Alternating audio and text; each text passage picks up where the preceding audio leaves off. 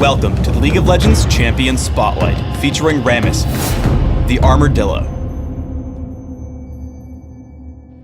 Rammus is a jungling tank. He employs exceptional map mobility and amazing single-target disables to lock down high-priority targets, ensuring kills for his team. Rammus's passive is Spiked Shell. A percentage of Rammus's armor is converted into bonus attack damage.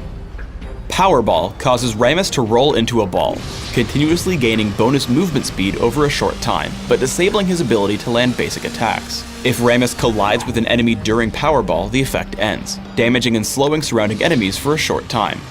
I take Powerball at level 2 and leave it at rank 1 until I've maxed his other abilities. Defensive Ball Curl gives Rammus significantly increased armor and magic resist for a few seconds. Additionally, any enemy who attacks Rammus while in Defensive Ball Curl is damaged in return. Also, Defensive Ball Curl and Powerball are mutually exclusive. Casting one of these abilities will immediately end the other. I take Defensive Ball Curl at level 1, bringing it to rank 3 by level 5, leaving it there until levels 12 and 13 for the last two ranks. Puncturing Taunt forces target enemy to attack Rammus for a short time, lowering the target's armor in the process. I take Puncturing Taunt at level 3 or 4, depending on how quickly I want to gank. I max it by level 10. Rammus's ultimate is Tremors. Tremors damages all nearby enemies, including structures, every second for a few seconds. As with all ultimates, I level Tremors at levels 6, 11, and 16. Rammus's early ganks are extremely potent, so I head to gank mid at level 4. Note two things. First, I start Powerball early. Because the movement speed bonus increases over time, the later you show up while still hitting the damage and slow, the better. Second, I make sure to come in behind Gragas. This means that his retreat is through me, and I'm able to land Puncturing Taunt even after he flashes. I turn on Defensive Ball Curl immediately after taunting, dealing a little extra damage and mitigating the turret counterattack. It's important to note that attempting to clear major buffs without Smite ready is just asking for trouble. While you can get away with it if your opponents aren't paying attention, the crafty Gragas steals the Golem buff thanks to Explosive Cask and a ward. The same gank rules apply at any stage in the game. I wait in the wings until I see Gragas return to lane. I open with Powerball and get behind him, forcing him to collide with me with Body Slam. Puncturing Taunt pulls him back in after flash, and I edge forward to tank the turret for Vladimir with Defensive Ball Curl. Gragas dies again despite a heroic attempt to push us away with Explosive Cask. When invading the enemy jungle, always have your team sit in the brush. As Caitlyn walks up to their golem, she only sees Soraka. As soon as Shaco reveals himself, I flash to get into range for Puncturing Taunt. This move gets me just in range of her right as she flashes away, so she's locked up attacking me as Shaco picks up the kill. When diving enemy champions behind their turrets, check to see if you have allied minions on the way. Here my minions are the first to the turret, so I loop behind Janna, forcing her to burn Monsoon before I've even struck her. I push in with Puncturing Taunt, Defensive Ball Curl, and Tremors. While I'm able to deal significant damage underneath the turret, she manages to escape with Summoner Heal and Howling Gale. However, I just push back in with a new minion wave, focusing on Caitlyn. With Powerball, I take my time leaping around her and dodging her Yordle Snap Trap. I always want to initiate first, as I'm best suited to tanking the enemy turret.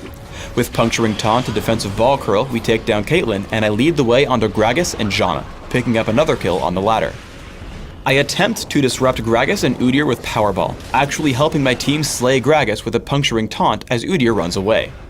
I attempt to chase with Powerball, forcing him to burn Flash to escape behind his minions. Onto Minion, Rammus works best as a roamer, taking advantage of his significant movement speed through Powerball, Boots of Mobility, and Speed Shrines. Even from early levels, look for teammates who are about to capture a point, just like Tristana here on the quarry. Thanks to my arrival, I'm able to lock up Gangplank and ensure that we take the quarry without worry. A small tactical note. Because Powerball begins cooling down after the effect ends, turn it off right before you start capturing points or the Greater Relic in the middle. Canceling the ability like this will allow you to reactivate Powerball quickly after finishing your capture.